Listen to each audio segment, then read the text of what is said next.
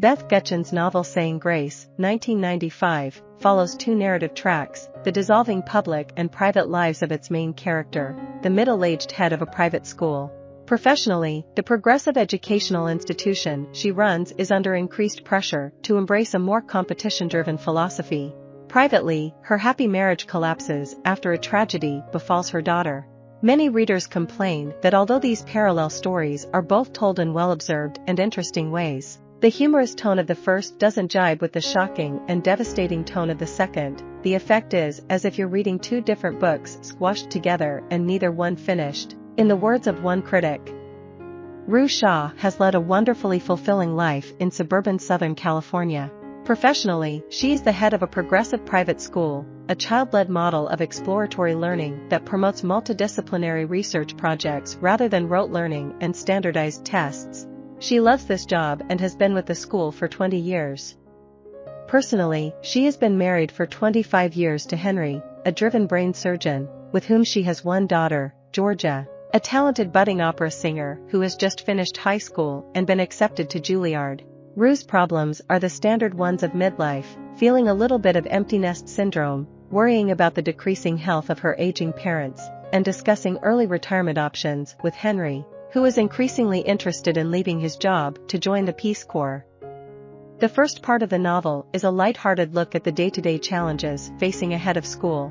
Rue is a beloved fixture and has a good working relationship with her assistant head, Mike.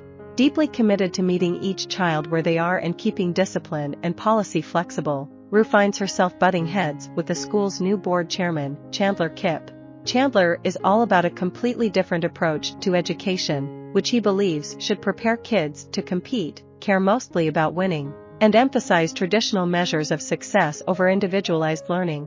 He wants to introduce stringent testing requirements, which in Rue's view would ruin the carefully curated dynamic of empathy and sensitivity she has worked hard to create.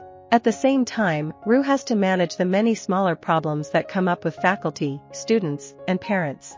Catherine, a veteran teacher who has had a standout career, suddenly seems on the brink of mental collapse over the death of her husband, Norman. Another teacher may have developed a drinking problem, while a third is being difficult about scheduling meetings with her students' parents. Rue makes a spur-of-the-moment decision to hire Emily, a woman fleeing an abusive husband who has some teaching experience but hasn't worked for 20 years, and to enroll Emily's 2 children in the school. As far as students go, Rue worries about a promising, bright student who is constantly involved in dangerous misbehavior. She has to decide how to handle the growing suspicion that the parents of Lindy, another student, might be abusing her. Rue also has to carefully handle the variety of concerns and complaints coming her way from parents, many of whom are difficult, demanding, and entitled. At this point, the tenor and thrust of the novel changes entirely. Henry and Rue are excited when Georgia comes home from Juilliard for Christmas, but they are blindsided by her announcement that she has decided to drop out after only a semester. Together with her new boyfriend, a graduate student studying conducting, Georgia plans to live in Manhattan and pursue rock music. Readers point out the improbability of this happening. Georgia is smart enough to know that her operatically trained voice would be deeply unsuited to rock music, and a man who has put himself through college and graduate school would be unlikely to suddenly chuck it all for something he could pursue in his spare time. In any case, Rue and Henry are dismayed and do their best to dissuade Georgia from this plan. They are unsuccessful, and Henry blames Rue for Georgia's nonsensical approach to her life. A marriage that had seemed rock solid starts to come apart at the seams. Henry is increasingly unhappy at his incredibly demanding job, but Rue can't connect fully with his burnout and, instead, just leaves him alone. This prompts Henry to get inappropriately close to Emily, whose scary husband turns up a few times to menace her. Henry and Emily seemingly have an affair, although the novel never makes this clear. The next thing Henry and Rue know, Georgia has been gruesomely killed by a car, which hit her and then dragged her down the road, mangling her dead body. To try to recover from this and to rebuild their marriage, Henry and Rue go on a romantic getaway that seems both to gloss over the emotional fallout of George's death and to be yet another wild shift in tone.